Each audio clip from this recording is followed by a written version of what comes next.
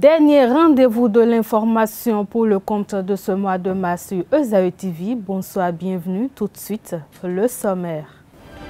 La séance plénière dans le cadre de la recherche du consensus pour des élections législatives inclusives a repris ce jeudi 28 mars 2019 à l'Assemblée nationale.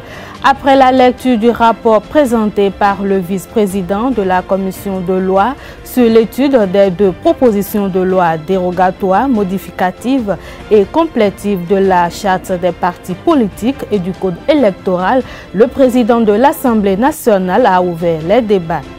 Vous suivrez dans cette édition l'empereur de l'ordre sacré et psychothérapeute Sylvain Kouassi qui nous renseigne sur le Gbetor, le père de la nature en langue fon. ESAE Football Club a battu en amical Espoir FC de Cotonou, pensionnaire de la Ligue 3, 4-0 dans le cadre des préparatifs de la phase retour du championnat national de première division.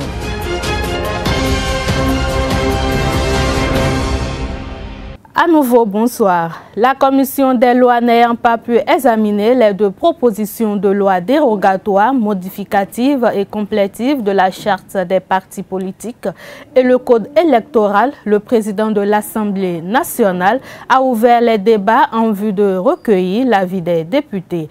Après une première suspension, les députés de la minorité et du bloc de la majorité parlementaire qui continuent de défendre leur position appelle au dialogue pour une sortie de crise. Malgré de houleux débats, une lueur d'espoir semble se dessiner pour une sortie de crise. La plénière a été suspendue par Maître Adrien Humbedji vers 22 h. Les travaux ont repris ce vendredi matin. Selon le député Jean-Michel Abimbola, depuis le début de la recherche de consensus, l'opposition s'illustre par des actes curieux, polémiques, qui amènerait tout observateur de la vie politique nationale à se poser la question de savoir si tout ceci n'a pas pour objectif ultime de renverser la table, comme on le dit, et de mettre ainsi à mal notre démocratie. Les travaux de la plénière se sont poursuivis ce vendredi 29 mars à 11 h.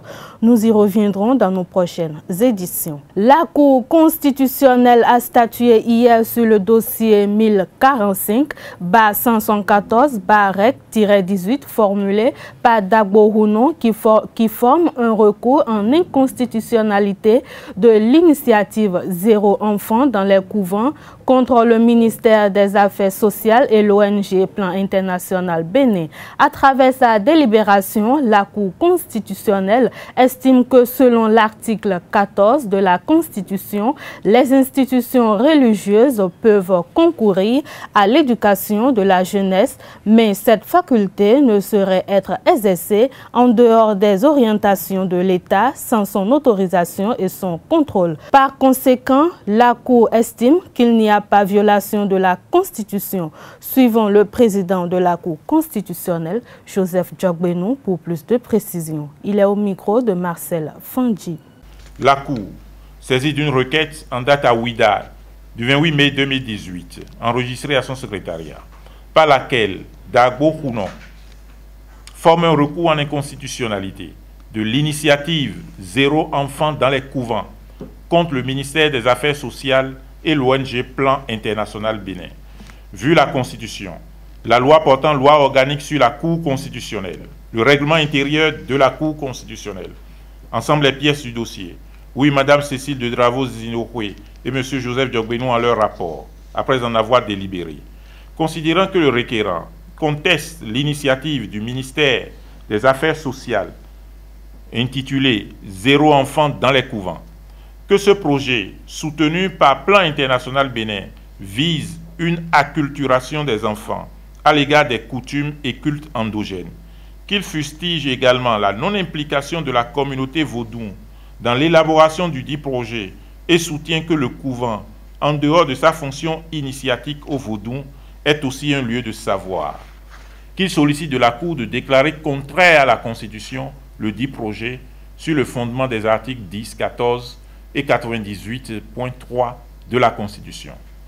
Considérant qu'en réponse, la présidence de la République, par l'organe du secrétaire général du gouvernement, soutient que le projet n'a violé aucun principe constitutionnel, que le ministre en charge des Affaires sociales explique également que son département ministériel a l'obligation de mettre en œuvre la politique sociale du gouvernement relative à la protection du droit constitutionnel de tout enfant à l'éducation, que par conséquent, aucun enfant ne devrait être dans les couvents aux heures de classe, que l'approche participative a été prise en compte par l'organisation d'ateliers préparatoires dans les départements avec la présence des dignitaires du culte vaudou et le représentant du roi d'Abomey. Vu les articles 10, 12, 13 et 14 de la Constitution, considérant que l'article 10 de la Constitution dispose que toute personne a droit à la culture, l'État a le devoir de sauvegarder les valeurs nationales de civilisation, tant matérielles que spirituelles, ainsi que les traditions culturelles. Que l'article 12 de la Constitution dispose également que l'État et les collectivités publiques garantissent l'éducation des enfants et créent les conditions favorables à cette fin. Que l'article 13 édicte enfin que l'éducation primaire est obligatoire. Que si conformément à l'article 14 de la Constitution, les institutions et les communautés religieuses peuvent également concourir à l'éducation de la jeunesse, cette faculté ne saurait être exercée en dehors des orientations de l'État et sans son autorisation et son contrôle. Considérant qu'en l'espèce où l'État développe une politique de mise en œuvre du droit constitutionnel à l'éducation de l'enfant et de la jeunesse par le projet Zéro enfant dans les couvents aux heures de classe, il y a lieu de dire qu'il n'y a pas violation de la Constitution. Décide, il n'y a pas violation de la Constitution. Restons toujours à la Cour constitutionnelle où l'actuel maire de la commune de Parakou, Charles Toko, accuse Boni Yayi d'avoir acquis de la mairie de Parakou pendant son mandat un domaine faisant partie de la réserve administrative de la dite mairie sans l'autorisation préalable de la Cour constitutionnelle. En réponse, le président Thomas Boni Yayi, à travers une lettre adressée à la mairie de Parakou, estime avoir renoncé à la dite vente pour éviter toute spéculation. Suivez à nouveau Joseph Djokbenou lors de la délibération. Considérant qu'il n'est pas contesté que président de la République en exercice, M. Thomas Boni Yayi, a acquis à la mairie de Parakou un domaine Sisolo 1686A du lotissement de Amawignon, zone 10, faisant partie de la réserve administrative de la mairie de Parakou, un domaine appartenant à l'État sans l'autorisation préalable de la Cour constitutionnelle. En se comportant comme il a fait, M. Thomas Boni Yayi a méconnu les dispositions de l'article 52 alinéa 1 de la Constitution et celles de l'article 48 de la loi portant loi organique de la Cour constitutionnelle. Que dès lors, il échait de déclarer contraire à la Constitution la cession par la mairie de Parakou à M. Thomas Boni Yayi de la zone marécageuse correspondant à la parcelle A du lot 1686A du lotissement de Amawignon, zone 10, faisant partie de la réserve administrative de la commune de Parakou, ainsi que des actes subséquents que sont le certificat administratif délivré le 7 septembre 2009 et le titre foncier numéro 770 du 22 décembre 2009. Sur le sort de la cession intervenue et la renonciation déclarée, considérant que l'article 3 alinéa 3 de la Constitution dispose que, citation, toute loi, tout texte réglementaire et tout acte administratif contraire à cette disposition sont nuls et non avenus. Fin de citation. Que l'acte de cession ainsi que les actes subséquents étant contraires à la Constitution, ils sont nuls et non avenus. Qu'en cet état où le bien immobilier qui en a été l'objet est censé ne pas être entré dans le patrimoine de M. Thomas Boni Yayi, celui-ci ne saurait efficacement accomplir au sujet d'un tel bien un quelconque acte de disposition comme la renonciation. Il ne peut en effet être accompli un acte d'aliénation que sur un bien du patrimoine de la personne qui aliène, qu'en l'espèce où le requis, président de la République au moment de la cession à son profit d'un bien appartenant au domaine de l'État sans autorisation préalable de la Cour constitutionnelle, déclare renoncer à ce bien, il échait pour la Cour de déclarer que cette renonciation est non avenue, en raison de ce que le bien n'est pas entré dans son patrimoine. décide, article 1er, la cession d'immeubles intervenue le 27 juillet 2009 entre la mairie de Parakou et M. Thomas Boni-Yayi est contraire à la Constitution. Article 2. La cession d'immeubles intervenue le 27 juillet 2009 entre la mairie de Parakou et M. Thomas Boni-Yayi, ainsi que le certificat administratif délivré le 7 septembre 2009, le titre foncier numéro 770 du 22 décembre 2009 et tous les actes subséquents sont nuls et non avenus. Article 3. La renonciation à la cession effectuée par M. Thomas Boni-Yayi par correspondance en date du 28 février 2009 est non avenue. Nous ne sommes pas des humains, mais nous portons la forme humaine, car l'humain est le Gbeto, le père de la nature, en langue fon. Comment peut-on expliquer cela? Sylvain Kwasi, empereur de l'ordre sacré et psychothérapeute, nous renseigne à cet effet. Il est au micro de Jacques Maouillon d'Almeida et de Ruth Sodeji. C'est une bonne question. Nous ne sommes pas des humains encore. Non. Tout enfant né du désir sexuel, d'un père de chair, d'une mère de chair, n'est pas humain encore. Il porte la forme humaine. L'humain est ce qu'on appelle l'enfant béton, le père de la nature, le père du cosmos. C'est ça l'humain. Adam et Ève étaient béton. Ils étaient deux. Adam et Ève, les deux principes étaient ensemble. En Kabbale, on dit le être primitif, les deux carrés. Nous sommes des animaux. On est né du liquide sexuel. Nous sommes nés par la reproduction animale. Il n'y a pas de différence entre l'animal qui a refusé de rapport sexuel et les femmes. Aux gestations de sa femme pour la enceinte et nous. C'est le même niveau. Un animal en nous est l'être égotique qu'est l'âme. L'âme est animale. Donc normalement la guerre sainte des djihad, c'est pour dompter l'âme qui est à l'intérieur d'eux-mêmes. Donc la guerre sainte n'est pas à l'extérieur. L'âme est cachée dans la matière. Tu vois.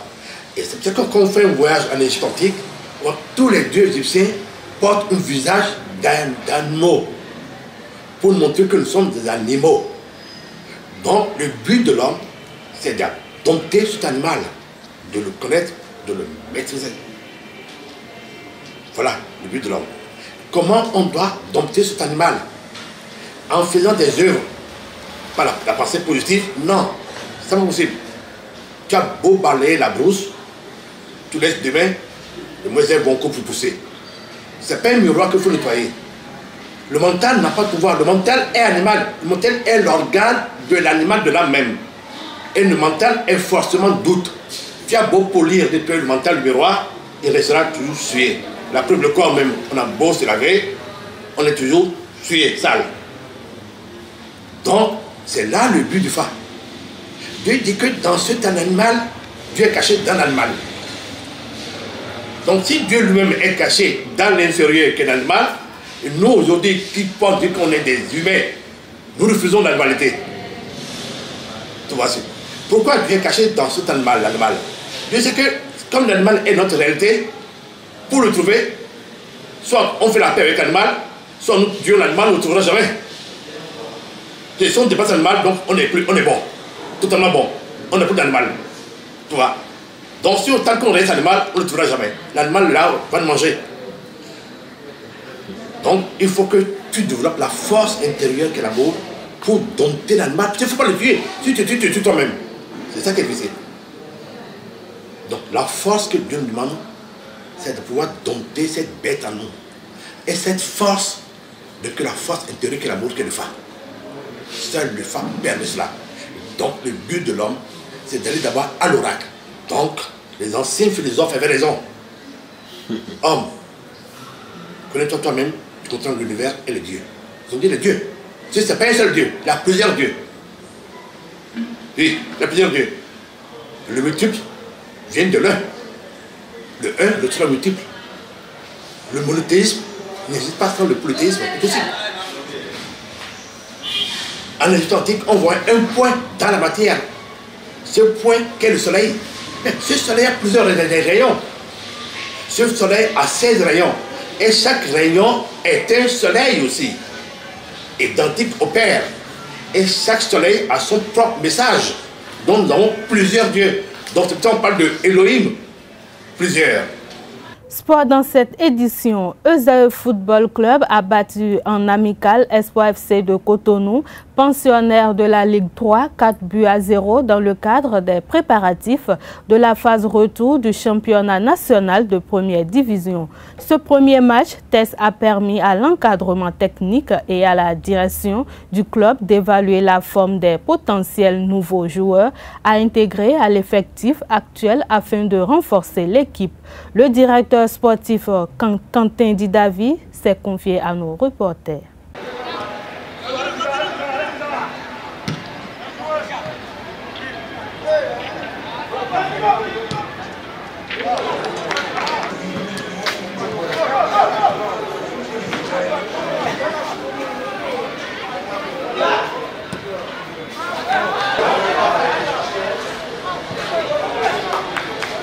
Vous nous aviez accompagnés au moment où très tôt nous avions commencé par identifier les joueurs que nous aurons à utiliser pour le mercato. Alors après un premier jet, nous avons essayé de continuer les essais au niveau de ces joueurs. Certains ont confirmé, d'autres n'ont pas pu répondre par rapport à ce qu'on avait vu la première fois. Et vous savez, nous sommes dans la phase active, le mercato tend vers sa fin.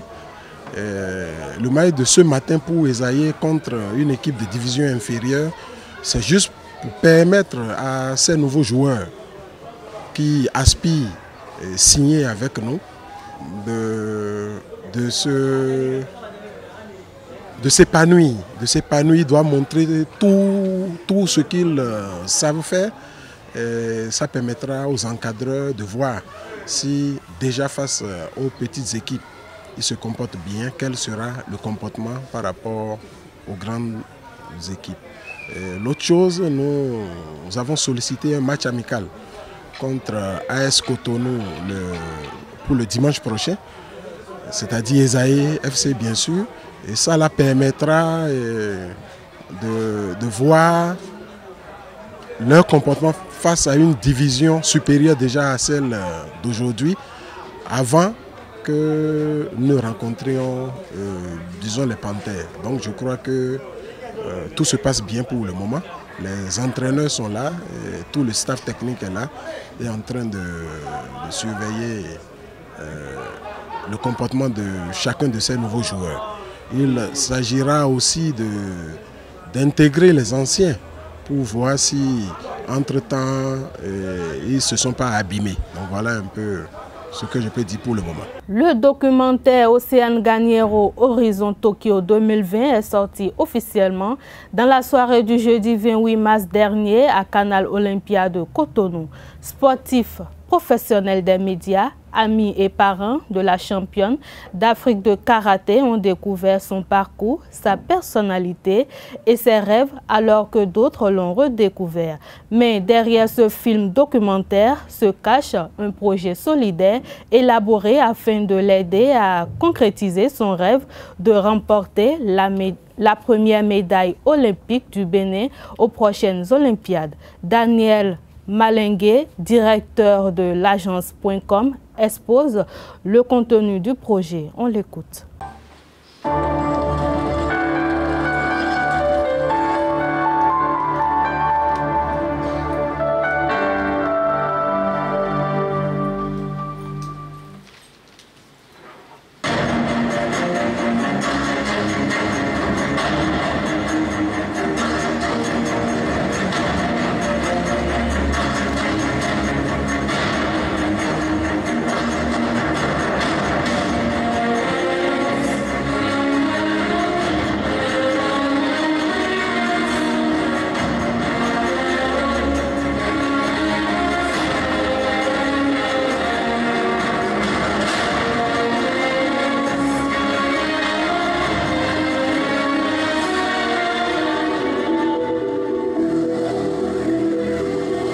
c'est parti d'une rencontre avec Océane et où nous avons trouvé à notre niveau inadmissible que ce talent-là ne soit pas révélé à tous, en fait, que ce talent ne soit pas connu. Donc nous nous sommes dit comment est-ce que nous pouvons l'accompagner et ainsi sont nés ce documentaire et tout le projet qu'il y a autour. Il y a une tournée des écoles pour diffuser le documentaire parce que nous pensons que Océane aujourd'hui peut inspirer d'autres jeunes à travers son art et les valeurs que son art véhicule, qui sont la combativité, la persévérance, le dépassement de soi, le don de soi pour réaliser ses rêves. Donc c'est dans ce cadre que nous allons faire cette tournée des écoles. Nous allons également faire une campagne de crowdfunding qui va commencer très bientôt et également un téléthon tombola pendant les vacances et un dîner de gala pour essayer de mobiliser des fonds, parler d'elle pour que des entreprises s'intéressent à elle et puissent l'accompagner dans son rêve pour les Jeux Olympiques. Pour aspirer à une médaille olympique, Océane Ganiero a dû se battre sans relâche avec le soutien permanent de son père Fortuné Ganiero. À la fin de la projection du documentaire, ce dernier est revenu sur ses débuts. Suivez plutôt. Vous avez vécu avec moi ce soir une soirée très intéressante. Vous voyez comment on est tous émus. Personnellement, je suis très ému et plus que content. Ma fille Océane, d'abord, elle a une prédisposition sportive parce que déjà à 3 mois, j'ai remarqué que seule, elle grimpait déjà beaucoup de choses, elle cherchait à monter sur le divan, le canapé, un peu partout. Et puis à 7 ans, elle a déjà marché. Si à 7 ans, elle avait déjà commencé à marcher, à courir un tout petit peu, je me suis dit, ah, c'est une pépite, il faudrait que je lui trouve quelque chose dans le domaine sportif. Bon, je fais le foot, mais j'ai fait tout pour qu'elle puisse faire le foot, mais ça n'a pas trop marché dès le début. Mais je me suis dit alors qu'il faudrait qu'elle fasse les arts martiaux parce que j'ai un ami, son entraîneur initial qui est M. Agbeinou, un coucou pour lui ce soir. J'ai fait inscrire Océane dans son école et puis c'est parti. Le début était difficile parce que tous les mois, il faut payer le déplacement, il faut payer l'entraînement. C'était difficile. Mais à voir ce qu'elle a commencé dès le début, 5 ans, elle avait déjà eu la médaille d'or dans sa catégorie. Et elle a commencé à monter progressivement. Je me suis dit, ah, là, il ne faudrait plus que je lâche cette fille-là au milieu du parcours. C'est là que je me suis dit, d'accord, qu'il faut foncer. C'est difficile parce que plus elle devenait professionnelle et puis ça coûtait un peu plus cher.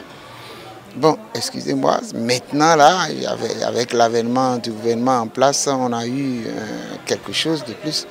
Mais au départ, ce n'était pas ça. Elle est allée jusqu'à se tordre la cheville, elle a eu des problèmes au niveau des hanches, mais c'est à mes frais. Et ce n'est pas facile, la réadaptation et le coach, tout et tout. L'infirmier qui prenait pour chaque séance 11 500, c'était difficile pour ma bourse. Mais il fallait un certain nombre de séances pour qu'elle puisse retrouver sa performance. Mais je ne me suis pas découragé, finalement ça a abouti. Ce sera tout pour aujourd'hui. Merci de m'avoir suivi. On se retrouve lundi pour une nouvelle édition.